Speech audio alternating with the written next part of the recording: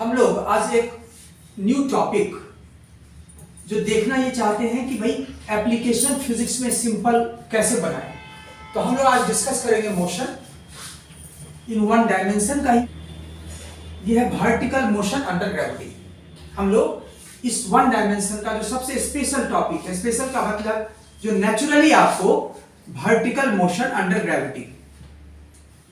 ठीक, अब आप एक चीज देखो कि जो काइनेमेटिकल इक्वेशन है, चाहे वो S is equal to u t plus half a t square है, या अगर आप लिखो V बराबर U प्लस एटी, या अगर आप लिखते हो V square is equal to U square plus 2AS, अगर आप लिखते हो displacement in the last 1 second, ये जो भी इक्वेशन मैंने यहां लिखा, इसकी क्राइटेरिया क्या है? इसकी पहली क्राइटेरिया है कि जब भी इसे यूज करें तो पहला बात का ध्यान रखें कि हम अलोंग ए लाइन यूज करें।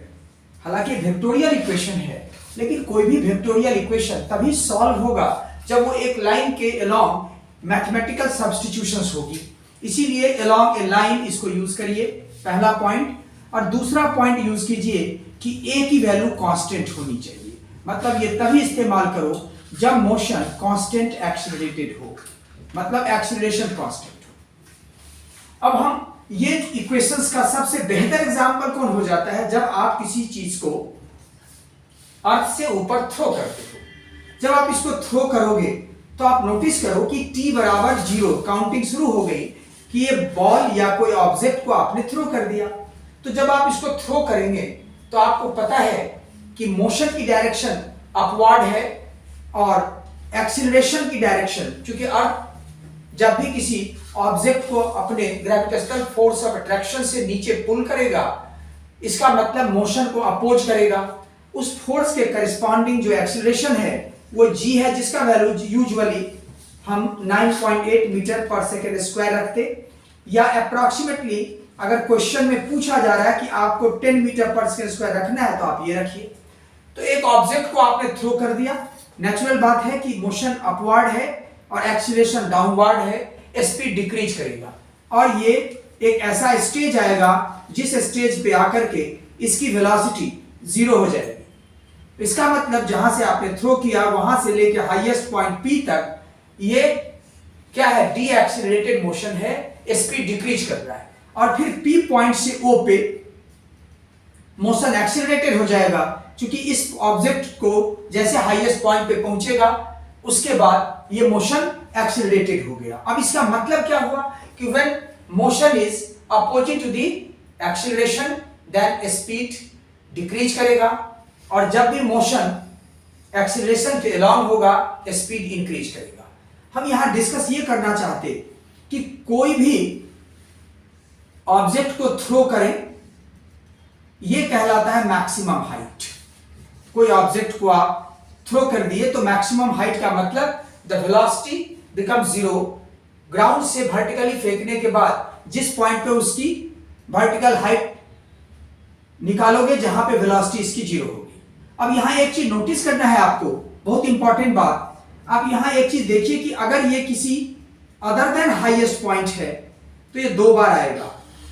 मतलब अगर h की वैल्यू कैपिटल H से लेस हो तो टाइम की वैल्यू 2 आएगी, एक t1 टाइम एक t2 टाइम, मतलब एक जाते वक्त और एक लौटते वक्त। इसका मतलब हो गया कि s बराबर ut plus half a t square इस मोशन में कहां तक अप्लाई कर सकते हैं? बॉल के थ्रो करने से लेकर के स्ट्राइक करने तक। मतलब s is equal to ut plus half a t square में अगर s का वैल्यू h रखें तो प्लस में रखोगे।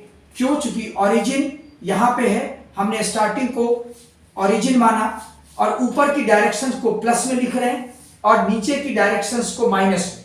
मतलब ये कि कोई भी ऑब्जेक्ट की डायरेक्शन प्लस माइनस में क्यों लिख सकते? पर्पस है कि जब कोई दो क्वांटिटी सेम डायरेक्शन में हो और उसको ऐड करना हो तो नेचुरल बात है उसकी सिंपल एडिशन होगी, और अगर दो क्वांटिटी अगर अपोजिट डायरेक्शन में है और उसको ऐड करना हो तो वो सिंपल सब्ट्रैक्ट करेंगे आप। इसका मतलब कि एक लाइन के अलोंग एक डायरेक्शन की तरफ क्वांटिटी को अगर पॉजिटिव में लिया जाए उसके अपोजिट को माइनस में लिया जाए तो किसी वेक्टोरियल इक्वेशन में न्यूमेरिकल वैल्यू प्लस माइनस से रखने से वो इक्वेशंस मैथमेटिकली सॉल्व हो जाएगा। केवल आपको ध्यान रखना है कि प्लस और माइनस किस डायरेक्शंस के लिए आपने इस्तेमाल किया। तो आप ऊपर के लिए प्लस कर रहे हैं तो प्लस एच लिखिए, और यू ऊपर के लिए तो प्लस यू लिखिए, ए माइनस नीचे के लिए तो आप ये लिखिए। आ गया इक्वेशन। इसको थोड़ा सिंप्लीफाई कर दें तो gt square minus 2ut plus 2h is equal to 0। And this equation एक ऐसा इक्वेशन है जिसमें इसमें जितने भी कंसेप्ट के क्वेश्चंस बनेंगे उसको हम इसमें इंक्लूड कर सकते हैं। जैसे एग्जांपल, अगर स्मॉल h कैपिटल H के बराबर हो जाए, मतलब मैक्सिमम हाइट हो जाए, तो t की एक ही वैल्यू आएगी। और t की अगर एक ही वैल्यू आएगी इसका मतलब इस क्वाड्रेटिक इक्वेशन का डिस्क्रिमिनेंट 0 होगा। इसका मतलब for one value of t, इसका मतलब एक ही वैल्यू तब होगा जब h is equal to capital H हो, और small h is equal to capital H, और t की एक ही वैल्यू होगी। इसका मतलब इसका डिस्क्रिमिनेंट इक्वल टू 0 होगा। आप चेक कीजिए डिस्क्रिमिनेंट आपका कितना है, b square minus 4ac, b कितना है माइनस 2u, तो माइनस 2u का square minus 4 into g into 2h is equal to 0। आप देखो ये h इज इक्वल टू आ गया u square by 2g and this is the maximum height. मतलब क्या पता चला, एक तो फॉर्मूला भी पता चल गया और दूसरा ये पता चल गया कि अगर यूनिक वैल्यू इस क्वाड्रेटिक इक्वेशन का है तो वो किसके लिए है, corresponding to the maximum height है। दूसरी पॉइंट कि अगर ये t अदर देन मतलब capital H less than h है तो आप नोटिस करो इस क्वाड्रेटिक इक्वेशन की डिस्क्रिमिनेंट क्या होगा, ग्रेटर देन 0। और डिस्क्रिमिनेंट ग्रेटर देन 0 जैसे ही करेंगे, आप डिस्क्रिमिनेंट ग्रेटर देन 0 जैसे ही करेंगे तो यही रिजल्ट आ जाएगा जो हम यहां लिख रहे हैं कि u स्क्वायर बाई 2g से क्या होना चाहिए, स्मॉल h की वैल्यू लेस होनी चाहिए। इसका मतलब गिवन हाइट पे बॉल दो बार पहुंचेगा, एक बार t1 और दूसरे बार t2 पे पहुंचेगा। तो इस क्वाड्रेटिक इक्वेशन में पहली बात तो डिस्क्रिमिनेंट ग्रेटर देन 0 होगा, और दूसरी बात सम ऑफ रूट, मतलब पहली बार t1 पे पहुंचा, दूसरी बार t2 पे, ये आ जाएगा 2u बाई g। अब आप नोटिस करो कि ये जो t1 t2 2u by g आया, ये हम लोग देखेंगे कि ये होगा time of flight. Time of flight का मतलब time during which ball is in motion. मतलब अगर एक बॉल को थ्रो करे अपवर्ड और गिवन हाइट पे अगर दो बार पहुंचता है तो उस दोनों बार पहुंचने का टाइम को ऐड कर दे तो वो निकल के आ जाएगा टाइम ऑफ फ्लाइट। दूसरी बात आप नोटिस कीजिए यहां कि अगर आपसे इंटरवल कोई पूछता है कि एक ही हाइट पे एक ही पोजीशन पे बॉल दो कंसेक्यूटिव टाइम पहुंच रहा है, उसका इंटरवल कितना है, तो आपका जवाब होगा t2 माइनस t1, जो क्या हो जाएगा t1 प्लस t2 का whole square minus 4 t1 t2 under root. चूंकि आप जानते हैं ये था कि u स्पीड से अगर थ्रो करते हैं और acceleration due to gravity, ball पे g एक्ट कर रहा है, g का वैल्यू आप 9.8 मीटर पर सेकेंड स्क्वायर लोगे अगर कुछ नहीं दिया हुआ है। अगर वो क्वेश्चन में दे दिया है कि नहीं आप 10 मीटर पर सेकेंड स्क्वायर लोगे तो फिर ये लेंगे। अब आप देखो कि बॉल को थ्रो किया और आपको पहले मैंने बता दिया कि ये मैक्सिमम हाइट h पे क्या हो रहा है, यहां वेलोसिटी 0 हो जा रही है। लेकिन किसी अदर हाइट पे बॉल दो बार पहुंच रहा है, अगर t बराबर 0 पे यहां भेज रहे हैं आप तो यहां एक बार t1 पे पहुंच रहा है, कब, जब जा रहा था, और जब आ रहा था तो फिर t2 पे पहुंच रहा है। इसका मतलब अभी जो हम इक्वेशन लिखे थे, क्या लिखा था अभी हमने जो इक्वेशन लिखा था वो ये था, h बराबर ut minus half gt square, general equation. मैंने s बराबर ut plus half at square को, ये वेक्टर इक्वेशन था, s यहां डिस्प्लेसमेंट है जो वेक्टर क्वांटिटी है। एक लाइन में वेक्टर को लिखना है सिंप्लीफाई करने के लिए, तो जो क्वांटिटी एक तरफ होगा डायरेक्टेड वो ऐड होगा, मतलब उसको साइन में प्लस लिया कीजिए, और जो भी अपोजिट डायरेक्शन में उसको माइनस में। तो इसका मतलब h बराबर ut plus half at square का इक्वेशन ये बन गया। इसी से मैंने लिख दिया था gt square minus 2ut plus 2h is equal to 0। और इसी से मैंने आपको बता दिया था कि अगर डिस्क्रिमिनेंट 0 करोगे इसका मतलब h बराबर कैपिटल H होगा और u स्क्वायर 2g आएगा। अगर डिस्क्रिमिनेंट ग्रेटर देन 0 करोगे तो t का वैल्यू 2 आएगा, t1 प्लस t2, जिसे आप लिखेंगे minus b by A, that is this, and t1 t2 कितना आएगा, ये आएगा 2h बाई g। आप पढ़े हैं ऑलरेडी कि कोई भी quadratic equation ax square plus bx plus c 0 है, और अगर इसका डिस्क्रिमिनेंट ग्रेटर देन 0, इसका मतलब x की दो रियल वैल्यू पॉसिबल है, अल्फा एंड बीटा, और दिस अल्फा बीटा का एडिशन माइनस b बाई ए और अल्फा इंटू बीटा का प्रोडक्ट c बाई ए होता है। ये 10th क्लास में भी पढ़े। इसका मतलब हम लोग को अगर पूछा जाए कि कोई बॉल किसी हाइट पे जो 2 बार पहुंचा उसमें इंटरवल कितना है, तो वो इंटरवल भी आ गया t2 माइनस t1, जो कितना के बराबर होगा, t1 प्लस t2 का whole square minus 4t1 t2। आपको ये पता होगा, आपको t1 प्लस t2 पता होगा, ये इंटरवल आ गया, interval a ball reaches twice at same height. तो इसका मतलब इस क्वाड्रेटिक इक्वेशंस जो मैथमेटिकल बात बताया, इसको हम मैथमेटिकली ट्रीट कर दिया, हम इसको नॉन मैथमेटिकली भी ट्रीट कर सकते, लेकिन इंपॉर्टेंट बात यह है कि खास करके जेईई मेंस के क्वेश्चंस में जब मैथमेटिकली कोई बात पूछता है तो वहां आपको मैथमेटिकली भी सोचने आना चाहिए। तो हम लोग इसमें एक चीज क्या सीखे कि इसको मैक्सिमम हाइट बोल दिया,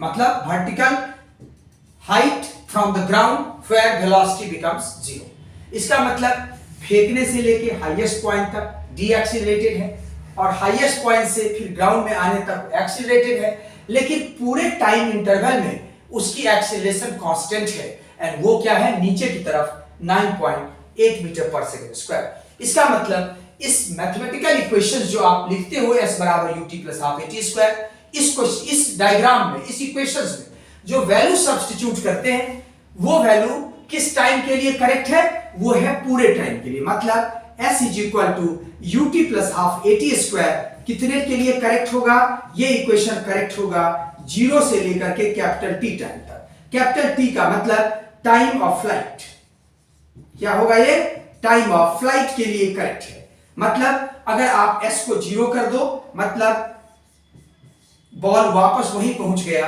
तो u तो ऊपर ही है, t minus half gt square, इससे जो t निकल रहा है ना, वो निकल रहा है 0 निकल रहा है, और एक t निकल रहा है 2u बाई g।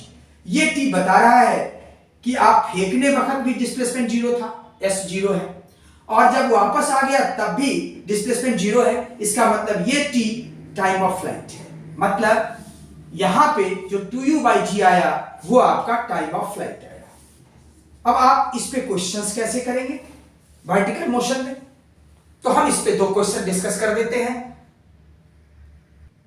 देखो वर्टिकल मोशन अंडर ग्रेविटी पे बहुत काइंड के क्वेश्चन बन सकते हैं। हम एकदम सिंपल 2 ऐसे क्वेश्चन लेते जिसमें जो हमने डिस्कस किया है उसका यूज कर सके।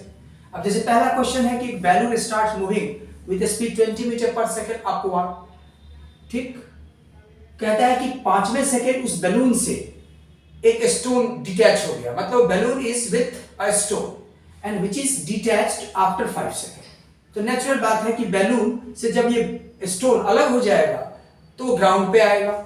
हो सकता है कि जब बैलून से डिटैच हो तो नेचुरल बात है कि उस समय उसकी स्पीड उतनी ही होगी जितनी बैलून की। तो क्वेश्चन पूछता है कितना देर बाद बैलून से जो डिटैच स्टोन हुआ वो ग्राउंड पे पहुंचेगा। आपको इस क्वेश्चन में कुछ नहीं सोचना, आपको ये सोचना है कि भाई जब ये डिटैच हो गया, ये बैलून यहां था 5वें सेकंड में, इस समय स्टोन डिटैच हो गया, इससे अलग हो गया, उस समय इसकी भी स्पीड उतनी ही होगी जितनी इसकी है, क्योंकि दोनों डिटैच होने से जस्ट पहले साथ साथ है, और कोई भी साथ साथ हो तो इसका मतलब दोनों की वेलोसिटी सेम है।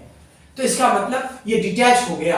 अब आप नोटिस करो कि इसकी डिस्प्लेसमेंट कितनी होगी, क्योंकि यहां से ये पहले ऊपर जाकर के नीचे आएगा, लेकिन डिस्प्लेसमेंट देखो जब स्टोन डिटैच हुआ उस समय स्टोन की भी स्पीड उतनी होगी जितनी बैलून की है, इसीलिए u ऊपर की तरफ प्लस में, मतलब s बराबर ut plus half at square आप लगाइए, और आप खुद देखिए कि अगर 5 सेकंड के बाद डिटैच हो रहा है तो ये डिस्टेंस कितनी होगी, डिस्टेंस बराबर speed into time, that is 100 metre. मतलब 100 मीटर के हाइट पे स्टोन बैलून से डिटैच हो गया। तो इसका मतलब जब यहां से डिटैच होकर के ग्राउंड पे आएगा तो इसकी डिस्प्लेसमेंट नीचे की तरफ होगी और वो 100 मीटर होगी। क्योंकि इस फॉर्मूला में एस इज डिस्टेंस नहीं होता, डिस्प्लेसमेंट है, तो इसका मतलब ये -100 मीटर होगा। क्योंकि यहां से नीचे की तरफ ऊपर तो जाएगा, लेकिन हमें तो डिस्प्लेसमेंट है यहां, इसीलिए ये नहीं देखना कि वो कितना डिस्टेंस कवर कर रहा है। सो एस इज -100, डिस्प्लेसमेंट यू कितना है 20 into T -12 into 10 into T square. अब आप खुद देखिए नोटिस करके कि इससे तो डायरेक्ट आ गया -5t स्क्वायर, ये आपको आ गया 5t square -20t plus -100 is equal to 0। अब इस यहां से t square -4t -20 is equal to 0। अब t की वैल्यू लिख देते हैं।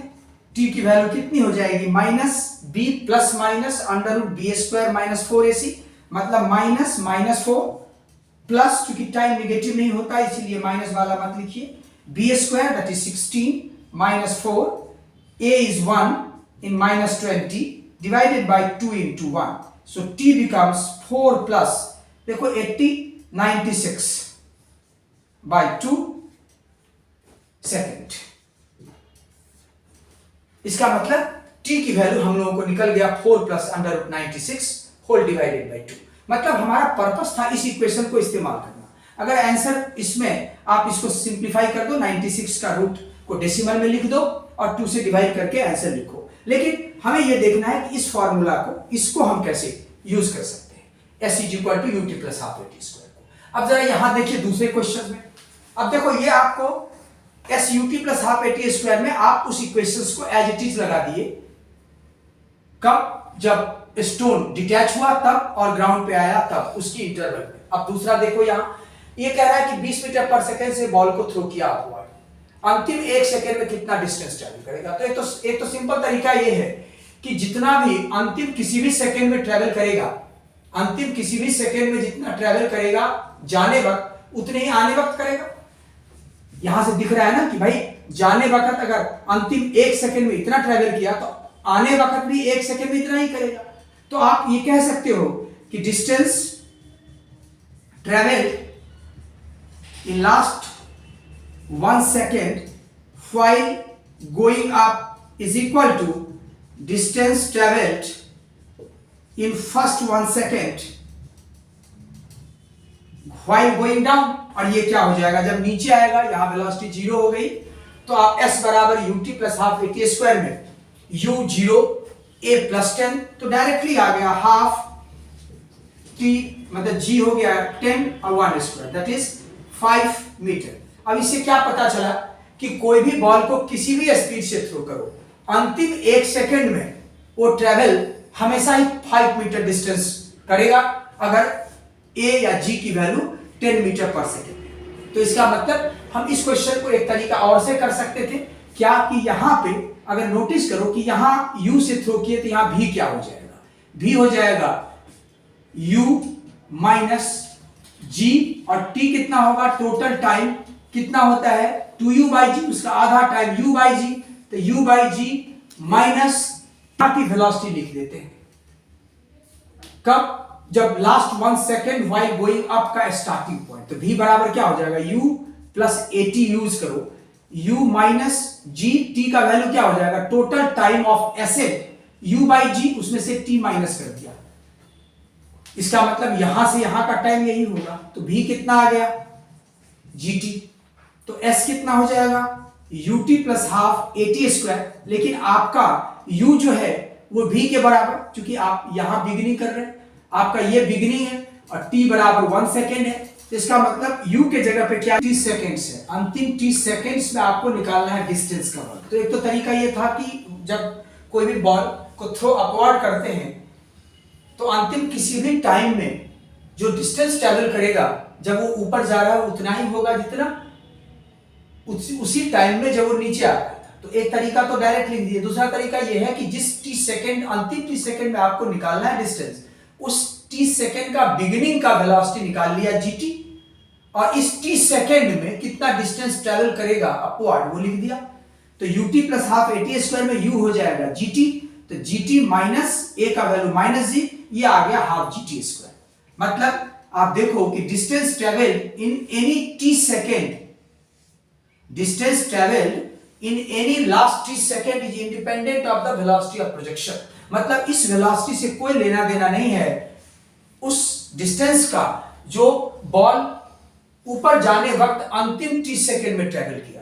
तो आप देखिए हाफ gt स्क्वायर आ गया, half g is 10 and it is 1, so 5 metre. मतलब अंतिम 1 सेकेंड में कोई भी बॉल का डिस्टेंस ट्रेवल इंडिपेंडेंट ऑफ क्या है, इनिशियल स्पीड। लेकिन ध्यान ये रखना है कि अंतिम 1 सेकेंड में तभी निकाल सकते जब टाइम ऑफ एसेंट, मतलब जितना देर उसे ऊपर जाने में लगा उसकी वैल्यू 1 सेकेंड से बड़ा होना चाहिए। अगर 1 सेकेंड से बड़ा होगा तभी आप अंतिम 1 सेकेंड में इसको निकाल सकते हैं। क्यों? चूंकि u बाई जी, अगर u by g time of ascent जो है उसकी वैल्यू, ये आपका टाइम ऑफ एसेंट है और ये टाइम ऑफ एसेंट का वैल्यू 1 सेकेंड से ग्रेटर हो तभी अंतिम 1 सेकेंड में निकाल सकते हैं। क्योंकि अगर टोटल डिस्टेंस ट्रेवल 1 सेकेंड से कम हो तो अंतिम 1 सेकेंड में हम डिस्टेंस ट्रेवल नहीं निकाल सकते। तो इसका मतलब ये अंडरस्टूड होगा, ये दिया ही होगा तभी उसमें एडजस्ट किया हुआ है। जैसे यहां पे आप चेक कीजिए 20 u बाई जी 2 सेकेंड है, यहां अगर आप देखो टाइम ऑफ एसेंट तो 20 बाई जी मतलब 2 सेकेंड है, तो अंतिम 1 सेकेंड में डिस्टेंस पूछ सकता है। इसका मतलब टाइम ऑफ एसेंट क्या होना चाहिए, अंतिम किसी भी सेकेंड से ग्रेटर होना चाहिए या इक्वल होना चाहिए। ये t क्या है, last t seconds while going up, तो इसको भी हम ऐसे